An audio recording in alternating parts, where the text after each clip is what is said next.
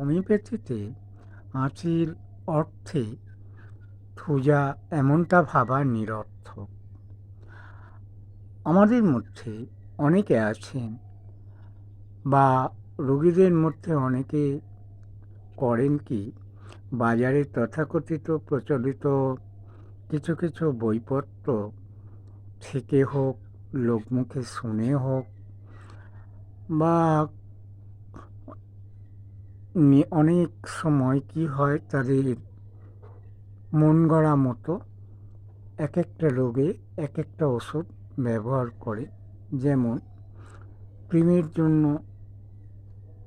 অনেকেই সেনা ব্যবহার করেন, আমাশার জন্য মাক্সল, নাক্সম ইত্যাদি ব্যবহার করেন।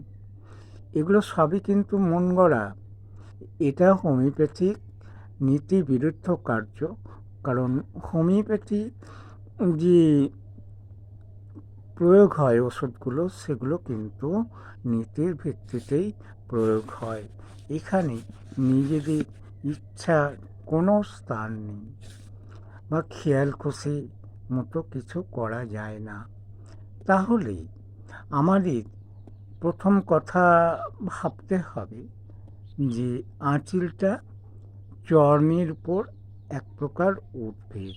এখন অনেক সময় এটাকে কী করা হয় না, চুল বেঁধে বা চুন লাগিয়ে বা কোনো রকম অন্যায়ভাবে কোনো ওষুধপত্র খেয়ে এইগুলোকে আমরা কমাবার চেষ্টা করি বা সারাবার চেষ্টা করি, কিন্তু ফলটা অনেক সময় ক্ষতিকর হয়ে দাঁড়ায়। এই প্রসঙ্গে একটা রোগীর ঘটনা না বলে পাচ্ছি না। তা রোগীর গায়ে আঁচিল ভর্তি ছিল। সেই আঁচিলগুলো সে ধূপের আগুন দিয়ে পোড়ায়। তারপর সোজা হোমিওপ্যাথি ওষুধ পরাণ ভরে খান। এখান থেকে দেখা গেল আঁচিলগুলো চলে গেল বটে, কিন্তু তার গলায় একটা ছোট্ট টিউমার সৃষ্টি হলো। সেখানে সে সোজা আরও উচ্চ শক্তিতে পরাণ ভরে খাওয়া শুরু করে। তারপরে দেখা গেল সেই ছোট্ট টিউমারটা আস্তে আস্তে বড় হয়ে একটা বড় আলুর সাইজের মতো হয়ে গেল। এবং একটা সময় দেখা গেল রোগীটার মধ্যে শ্বাসকষ্ট পর্যন্ত শুরু হলো।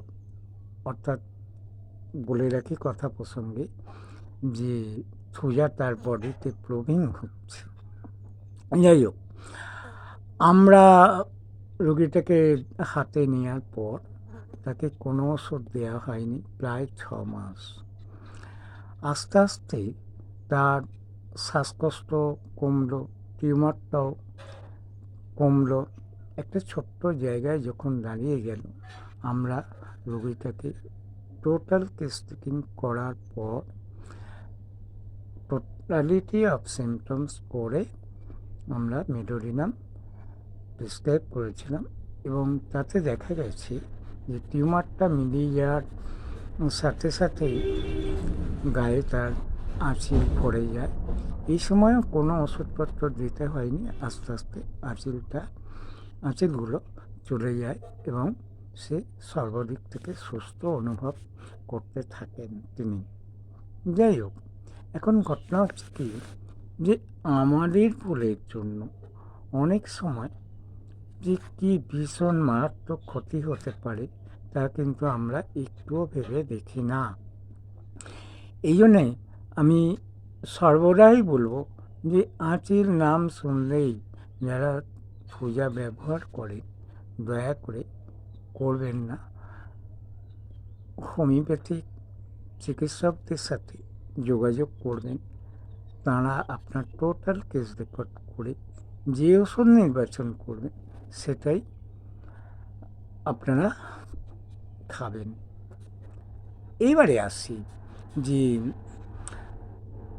এটা কিন্তু শরীরের অভ্যন্তরে একটা অভ্যন্তরীণ বিশৃঙ্খলার বহিঃপ্রকাশ। আঁচিলটা মানে এই নয় যে ওটা চর্মের উপর এক প্রকার উদ্ভিদ, ওটা শরীর এবং মনের সাথে কোনো সম্পর্ক নেই। কিন্তু হোমিওপ্যাথিক দৃষ্টিতে এটা আভ্যন্তরীণ একটা বহিঃপ্রকাশ। যেমন আমরা অনেক সময় গাছের ফল দেখে বুঝতে পারি এটা কি গাছ, সেই রকম হোমিওপ্যাথিক দৃষ্টিতে ওই আঁচিলগুলো দেখেও তার মধ্যে কি দোষ আছে, দোষ অর্থে এখানে বলবো যে মায়াজম, কারণ হোমিওপ্যাথিরা বিশ্বাস করেন যে হোমিওপ্যাথিতে 3টি মায়াজমকে যদি আমরা ঠিকঠাকভাবে বিচার করতে পারি তাহলে রোগ আরোগ্য হবে। সোরা, সিফিলিস ও সাইকোসিস, এই 3টে দোষ।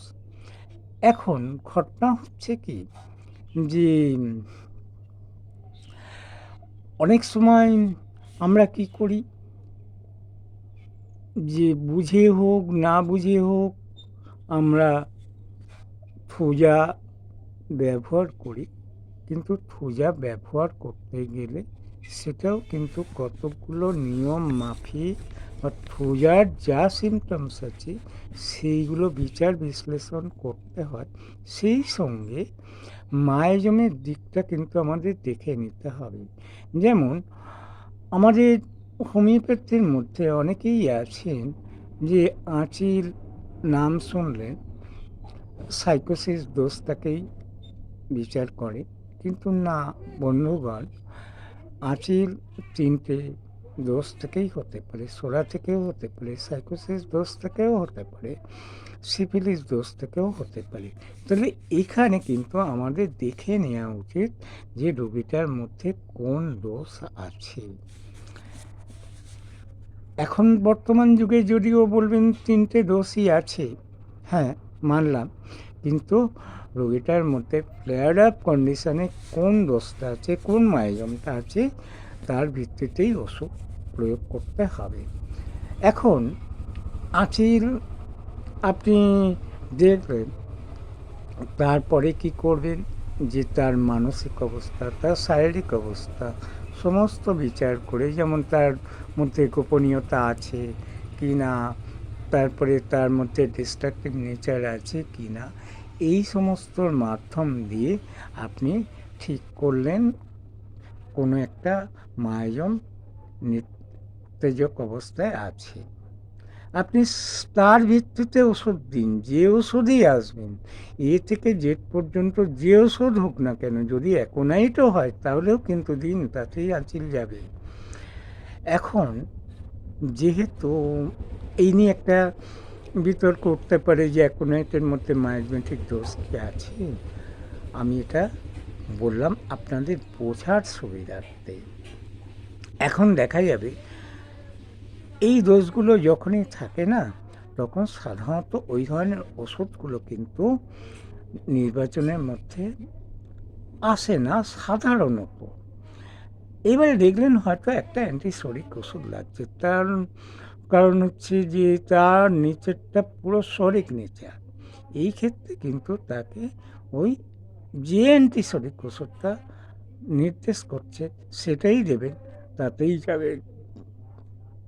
কিন্তু আমরা কখনোই ভুল করে যেন না ভাবি যে আঁচিল হলেই সাইকোসিস দোষ আছে, তার মধ্যে অবশ্যই আছে, থাকতে পারে, সেটা অস্বীকার করার তো কোনো জায়গা নেই।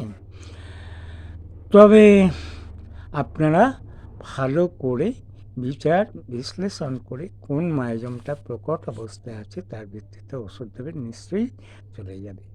এইবারে কি হলো, দেখা গেল যে আপনি ওষুধ প্রয়োগ করলেন, শুধু ওষুধ প্রয়োগ করলেই হবে না। এখন আপনার ওষুধ প্রয়োগ করার পরে দেখা গেল যে রোগগুলো বেড়ে যাচ্ছে, আঁচিলটা বাড়ছে, কিন্তু আপনাকে তো জানতে হবে হোমিওপ্যাথিক দর্শন যে সেখানে কি বলছে, রোগটা কতক্ষণ পর্যন্ত বাড়তে পারে, বা ওই উদ্ভিদগুলো, ওই যে আঁচিলগুলো কতক্ষণ পর্যন্ত বাড়তে পারে এবং আরও বাড়ে কি না, সে সমস্ত নির্দেশগুলো জানতে হবে। তবে এই কথা প্রসঙ্গে বলে রাখি যে আঁচিল বাড়লেই আমরা অনেক সময় আবার অন্য কোনো ওষুধ বা সেই ওষুধ ব্যবহার করে বসি, এটা কখনোই করবেন না। অনেক সময় ওষুধের কার্যকারিতার গুণে আঁচিলগুলো বাড়তে পারে, সেই জন্যে আঁচিল বাড়লেই আমাদের ওষুধ নির্বাচন ভুল হয়েছে বা ঠিকঠাক হয়নি, সেক্ষেত্রে সাবধান হতে হবে, খুব সতর্ক থাকতে হবে।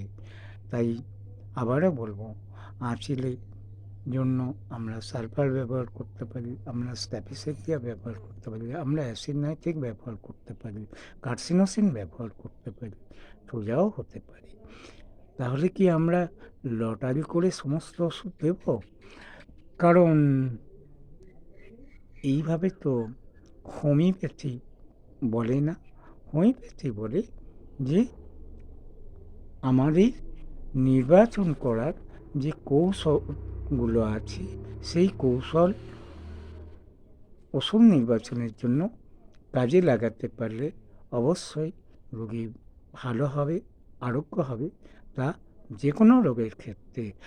আর একটা কথা বলে রাখবো যে আমরা সব রোগে যেভাবে হোমিওপ্যাথিক ট্রিটমেন্ট দিই, আঁচিলের জন্যও সেইভাবে ট্রিটমেন্ট দেবো।